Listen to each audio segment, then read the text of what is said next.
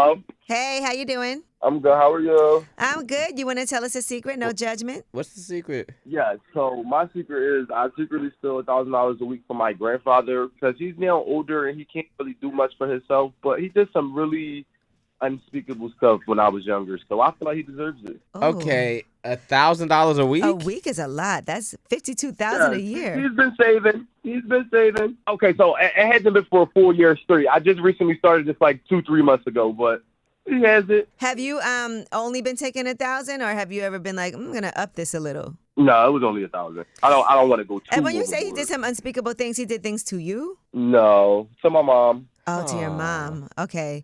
How Yeah. do you? So you have access to his account? Yeah. Okay. How senile is he? Are you talking like dementia or like he doesn't like I what? don't necessarily know. I maybe senile was the wrong word. He's pretty coherent about 25% of the time. The most of the other time he just sleeps. Okay. And how old is he? If you don't mind me asking. 67. Oh, that's not That's that. not that old. I was What are you thinking gonna do 70. if he? What are you gonna do if he questions you? I'm just gonna look at him with a blank face. Just look at him with a blank look. I can't with you. That's the pettiest thing I've ever heard. Well, thank you for sharing with us. I honestly, you know what? If he hurt your mama, take his money. That's how I feel. Hit him in the pockets. If he hurt your mama, My mom. listen, because if someone hurt my mama, I'm taking the money too. I ain't even mad at you. Exactly. Nobody's safe when it comes to my mom. I feel you. Are you doing stuff for your mom with the money? Of course, of course. Well, Okay. good. Yeah, take the money and buy your mom a nice little bag. And then just look at him. All I right. send my mom some money every week. Listen, I ain't mad at you. More power to you. Hey, anonymous caller, how are you? Hey.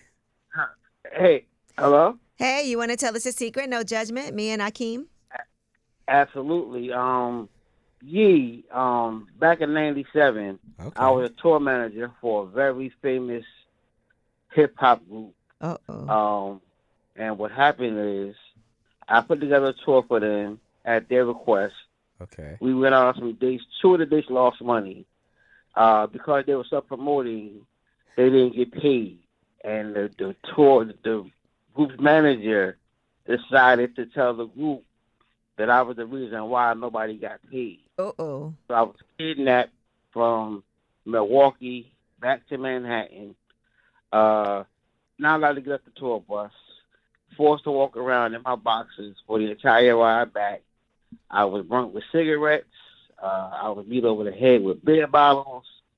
2 of my cousins and another female that was with me on another tour bus. They were assaulted on that bus. And I've been holding on to this for 28 years. And it's caused a lot of problems in my life. And if I can, I want to speak to you off air because I don't want to say who they are. I tell you privately who they are. Oh my If God. that's all right with you. That is awful. Yes, terrible. How did you deal with it after? I mean, the thing about it is this: like, I really wanted to be in the business, so I didn't want this to be my legacy or my way in. Like, I had did a few things in the game before. That's how I met this group. I was working at the Ritz-Carlton in Elizabeth Mhm. as a show manager.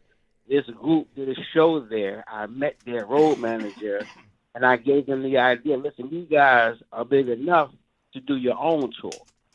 You can do your own tour and make all the money. He liked the idea. I pitched it to the group's general manager. He brought me on board, and we did about 15 dates. But after like 4 of them, because of what happened, when I came back to the city, back to New York, I got off the bus. Of course, didn't get back on. Why But, did you never press like charges He or wanted anything? to be in the game still. And the thing about it is that, like I said, I went to the attorney at the time, and he was like almost begging me to file charges. And he actually had contacted Live Magazine. They wanted my story, but I just didn't want to come in the game that way. And Right, I because you had think some you might never work business. again. You get Yes, blackballed. Yes, ma'am. So I just felt like, this wasn't the way to get into the game. Like I said, I had been around.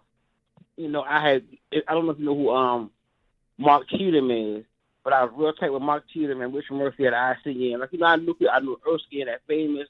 I was in the mix, making my way up. I had worked on The name of Diddy's No Way Out tour. I sat down with Carlene and helped her plan Jay-Z's Hard Knock Life. So I was in the mix. So I didn't want this to be my legacy. Okay. You know what I'm saying? No, and that's the same reason why women don't tell when things happen to them. No, I feel you. You know, and people be like, why didn't you say something when it happened? Because you're thinking about your career. You're thinking about, the future. will I be blackballed? Will people, not believe me? Yeah. So I After understand. 28 years, and I'm just tired of holding on to it. You know what I'm saying? It's because I have a lot of anger management issues, PTSD, a lot going on. You know what I'm saying? And there's a lot behind the story. You know what I'm saying? But I just feel like, I need to tell my truth because I can't. You should write a book. I am so sorry that happened to you. Honestly, this sounds, I can't even imagine, but we'll talk off air, okay? Yeah, please put me on hold and just give me a minute of your time and I'll tell you exactly what it was. All right, hold on.